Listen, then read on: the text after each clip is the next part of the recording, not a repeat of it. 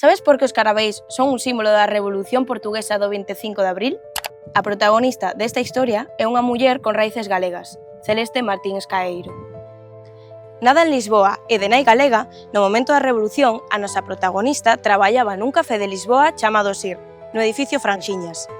Casualmente, o 25 de abril de 1974, o local facía o seu primeiro aniversario. Ese día, ao chegar ao local para traballar, Celeste foi informada de que non ían abrir, dados os acontecementos que estaban a suceder ao longo do país.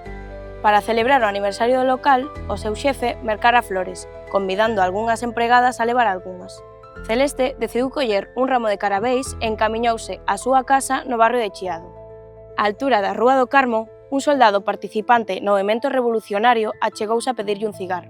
Celeste non tiña, pero ofreceulle un carabel que o soldado colocou no carón da súa espingarda.